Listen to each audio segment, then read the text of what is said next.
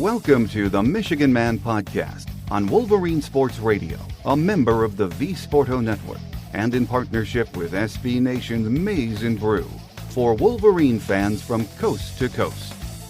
Go Blue and welcome to the show. I'm your host, Mike Fitzpatrick. With us today on our Game Day segment will be Editor John Borton from the Wolverine Magazine.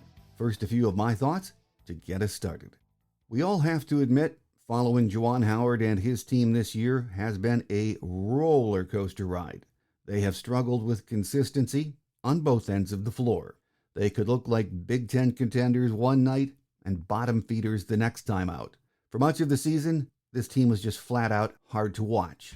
In the end, we did just enough to get an invite to the big dance. The first round game with Colorado State was a good matchup for us. My guest today says, as talented as this Michigan team is, nothing seems to come easy for them. Up next on our Game Day segment is Editor John Borton from the Wolverine Magazine. So stay with us.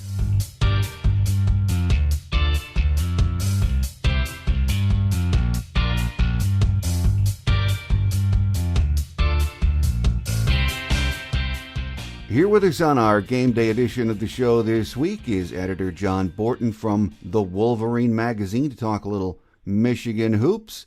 Great to have you back with us, John. Always good to be with you, Mike. Exciting time of year for certainly college basketball, but really a whole lot of sports that are having tournament time. Michigan doing well in a number of them. As you said, there is so much going on right now. The main focus is the NCAA Tournament. Michigan survived their first round game with Colorado State on Thursday, John, but as has been the case so often this season, it was not easy, was it? Oh, absolutely not. I guarantee you when Michigan was 15 down in the first half, there were a whole lot of Michigan fans, if not snapping off the TV, at least temporarily, very, very worried that this was it. You were without Devontae Jones, your point guard. Michigan is turning it over left and right. It's just, an 8-0 deficit in 3-point shooting in the first half. That's 24 points to none. And everything looked at that point like, well, this team did what it could. It was inconsistent, but it was going to just kind of go away quietly now.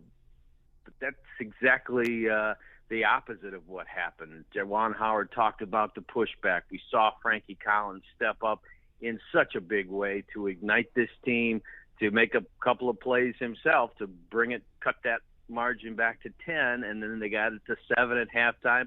Really owned the second half in terms of allowing only a 29% shooting by Colorado State, and it's just a complete turnaround for this team, exactly what it needed, and they were celebrating certainly last night. You were mentioning Frankie Collins. I think when Michigan got down 15 and you have a freshman point guard who, we've seen some nice play from him, some good moments during the season, but I didn't see that 14 points coming and really great leadership in the second half, John. Yeah, very much so. He says he's been playing college basketball or playing basketball his whole life, but that is it's different when you're on this stage and when those lights are that bright. But he stepped forward in a huge way. We knew that he's quick and can handle the basketball and can drive, but that three-pointer that he hit was quite a time for to hit the first one.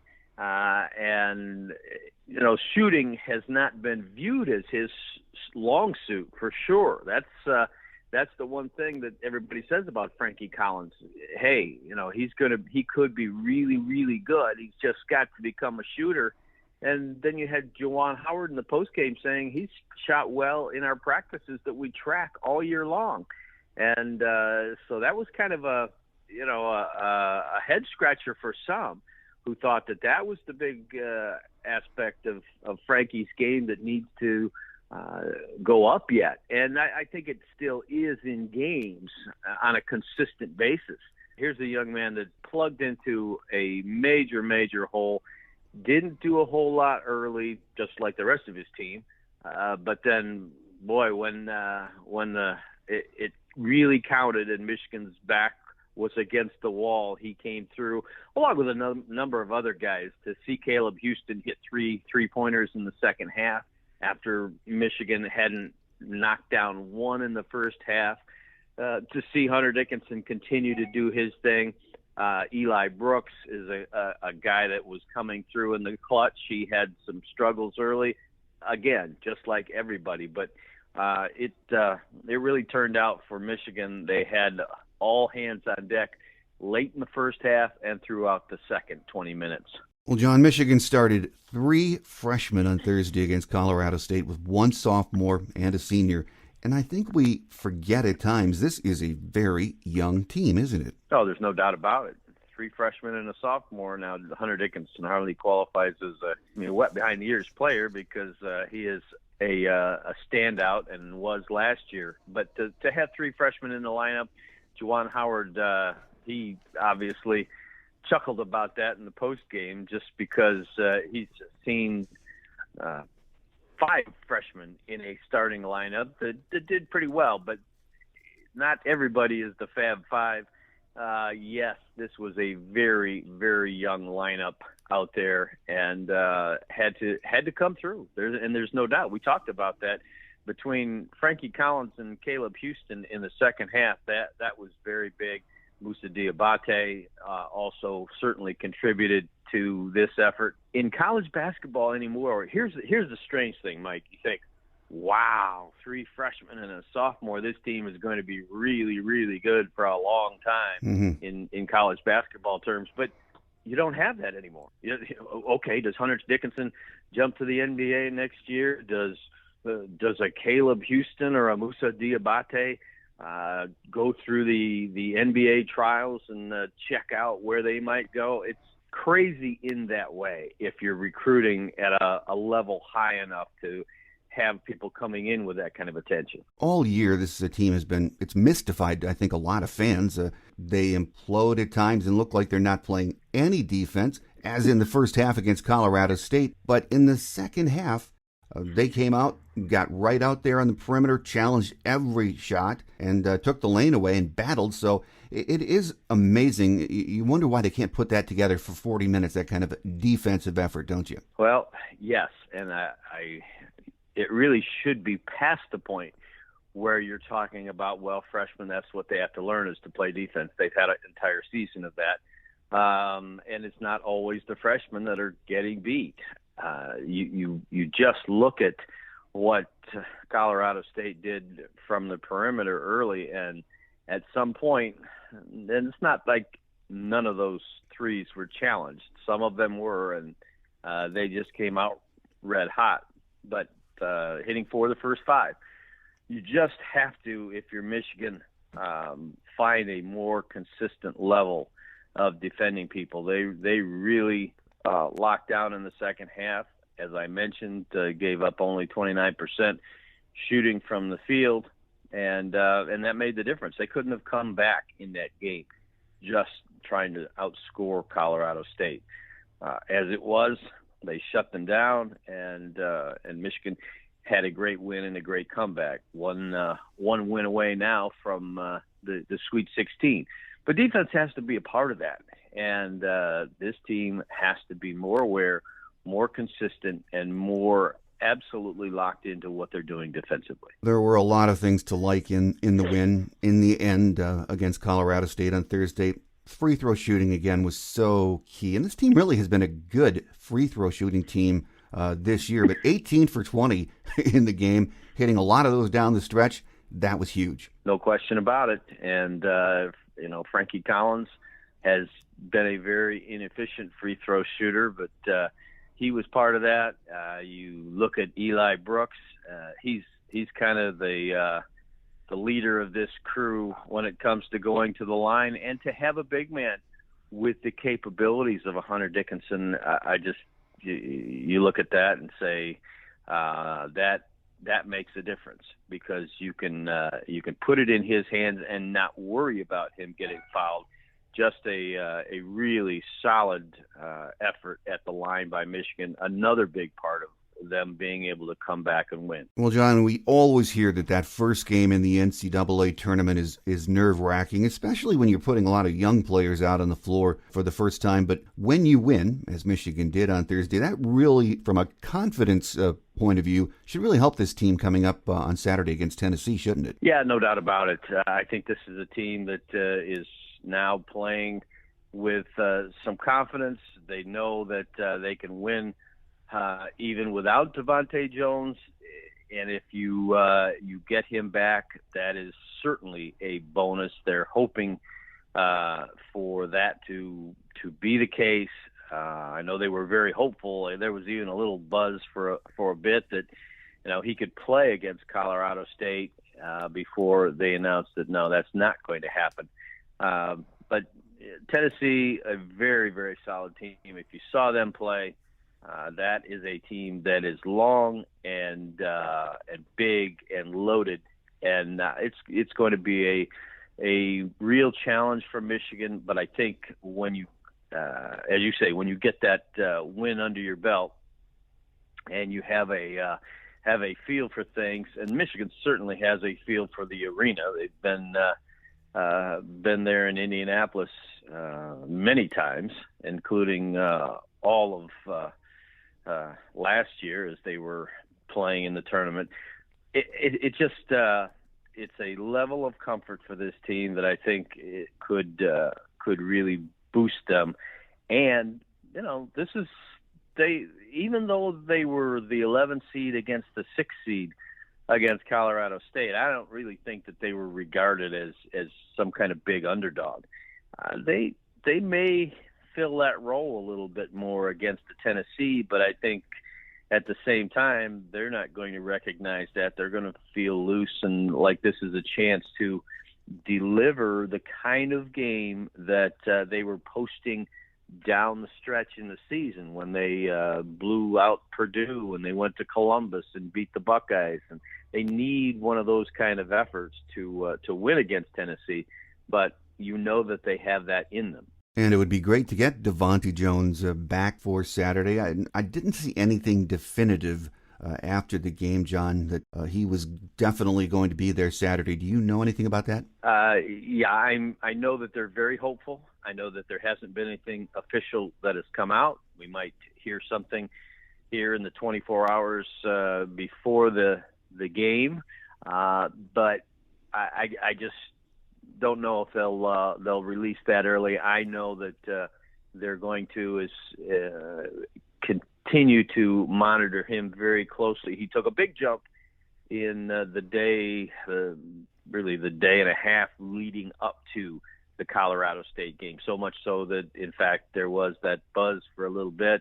Might he play in this one? That didn't happen, but because of how much better he was looking, sounding, etc., I wouldn't be surprised. My expectation would be I think he gets to play in this game, but there's nothing official on that. We'll wait and see what happens. Well, we all look forward to the game Saturday with Tennessee. Going to be a lot of fun. Great that we got Frankie Collins ready, but if we have Devontae in the lineup, that's great too. So, as we mentioned at the top, John, just a lot going on right now in the Michigan athletic scene. Kim Barnes-Arico and her team, number 3 seeds in the NCAA tournament, and they get American University this Saturday at Chrysler Center. I think it's a 3:30 p.m. tip, and you can watch it on ESPN too, Michigan fans.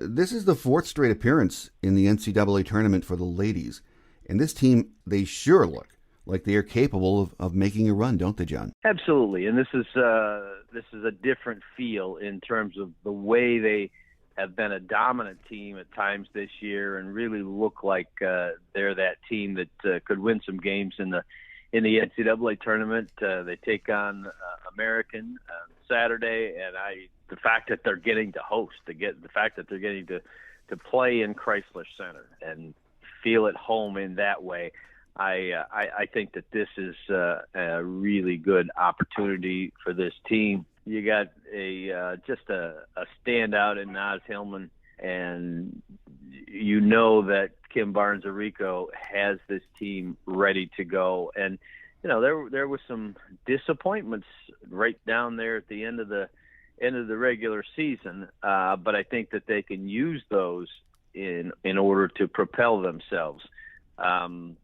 It's kind of funny that Michigan's men's and women's teams had a little wake-up call in the Big Ten tournament with early exits, but that affects nothing in terms of how you do in the NCAA tournament. It's how you respond, and the men's team certainly responded in their next game against Colorado State. We will see how the women do in terms of putting together a response, but I expect it to be a really strong one. And like you said, this is a team that gives every appearance that it could go a little bit deeper into the NCAA tournament. It's always a matchups situation, and you just don't know. But I'll tell you what, most of these teams have to be playing in foreign arenas. Michigan has the advantage of not having to do that. So you would think that they would be able to get off to a really good start. Well, it's also a big weekend for Mel Pearson in hockey, John. They're going to be up in Minnesota on Saturday in the Big Ten Championship game, which can also be seen on BTN at 7 p.m. I think we split the regular season series with the Gophers. Both teams are going to be in the NCAA tournament next week. I don't think there's any question about that. But winning the Big Ten tournament on the road against Minnesota would be huge, wouldn't it? Absolutely. And, if you do that, that is a very big feather in the cap of Michigan hockey. Certainly the Wolverines have played this year against Minnesota very, very well. Yes, you were correct that they did split that series. Other than the opening game where Minnesota won 5-1, Michigan has more than held its own, winning the turnaround game there 6-2, and then later in the season playing Minnesota out in Minneapolis, 2-1 game, but lost it in overtime. So they were in that one all the way, and then beat the Gophers 4-1. So I don't think they have any great fear of playing at Minnesota. I think that this is a team, two teams that know each other very well at this point, and we'll see who takes the 3-2 series on the season. And who knows, they could meet up with one another down the road. As you say, these are definitely NCAA tournament teams, and we'll get to see all that play out. But what an exciting venue for a Big Ten championship showdown. Minnesota is an excellent team, and Mel Pearson has his guys going very, very well. We will. I will look forward to seeing that. Certainly, the college hockey fans are just as excited as basketball fans. A lot of people like to talk about the NCAA tournament as if men's basketball owns it, but there's a few NCAA tournaments going right now, and in anticipation of the hockey NCAA tournament, this is a major, major showdown. Absolutely. Big time. And again, it's going to be on BTN at 7 p.m. Eastern time. So if you're tired of NCAA basketball by that time, flip it over and let's see what the Wolverines are doing. Well, John, we have plenty of time, or will have, to discuss spring football in the coming weeks. But Jim Harbaugh is bringing in Mylan Bolden Morris, bringing her in as a graduate assistant to work with quarterbacks, which makes her the first female football graduate assistant in Power 5 history. That is making history, to say the least, isn't it, John? Absolutely. Jim Harbaugh always full of surprises, it would seem, and this is a groundbreaking move in terms of NCAA college football.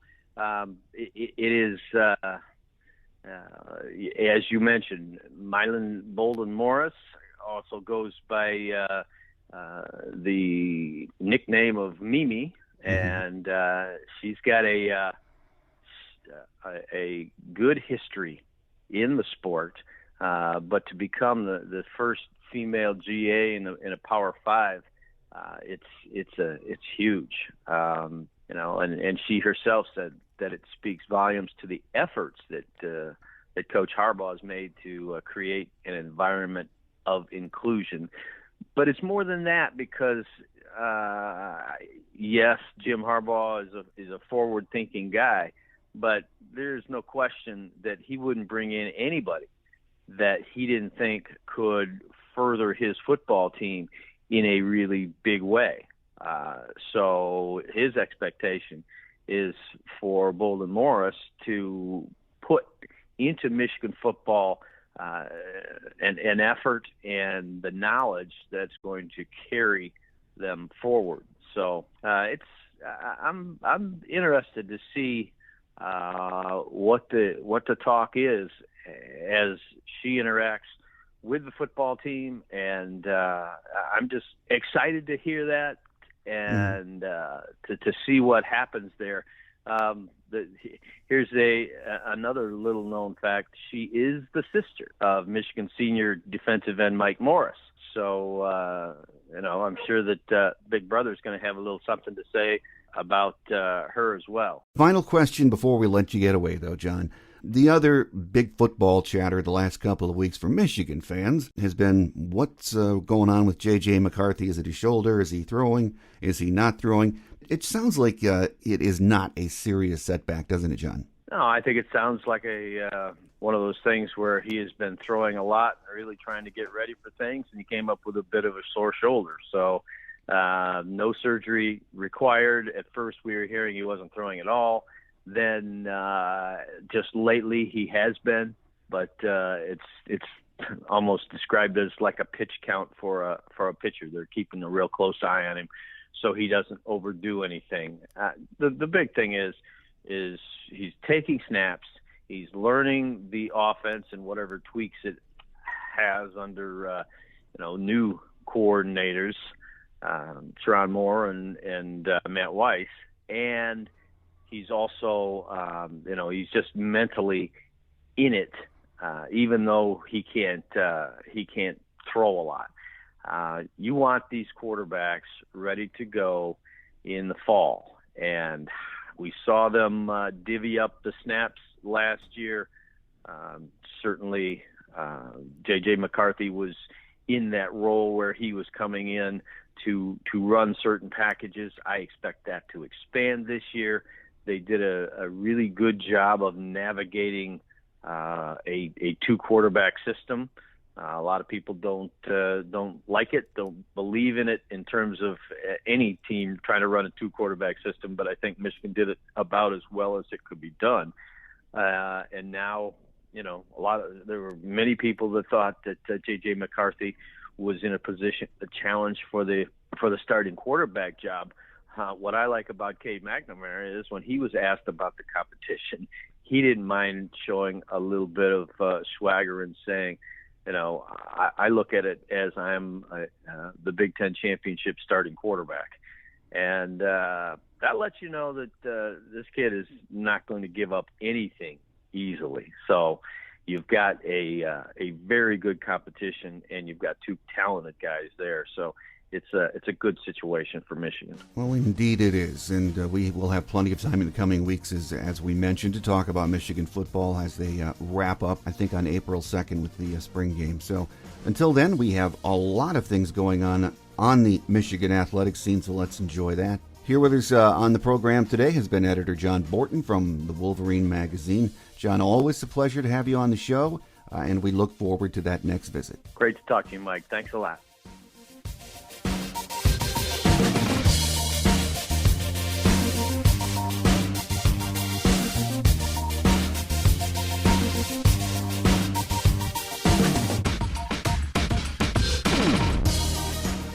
On Quick Hits today, as John and I said a few times during the interview, this is an extremely busy time for Michigan athletics. Winter sports are almost over, and spring sports are just getting started. We should have quite a bit to talk about in the coming weeks. Hopefully, both men and women's basketball make it past the first round of their respective tournaments. Next week, hockey will begin play in the NCAA Tournament. They are up in Minnesota this week in the Big Ten Championship game, and that could improve their seeding in the NCAA Tournament next week. We also have wrestling competing in the NCAA Tournament in Detroit this weekend. Gymnastics will be down in Columbus this weekend, seeking their 26th Big Ten championship. So as you can see, there's a lot going on. I'm sure we'll be talking more about football in the coming weeks too, as we approach the conclusion of spring practice. That will do it for now, though. I'm your host, Mike Fitzpatrick. Thanks for joining me, and make sure you tell your friends and family about the show. Have a great Wolverine weekend, everyone. Until we meet again, take care, and as always, go blue. Thanks for joining us today on The Michigan Man, here on Wolverine Sports Radio, a member of the V Sporto Network, and in partnership with SB Nation's Maize and Brew. Our listener lines are open 24/7 for your calls at 313-263-4842. That's 313-263-4842. Or email us at themichiganmanpodcast@yahoo.com. That's themichiganmanpodcast@yahoo.com. The Michigan Man Podcast is produced at the studios of Robin Lynn Productions, Allen Park, Michigan, and is not affiliated with the University of Michigan. Go Blue!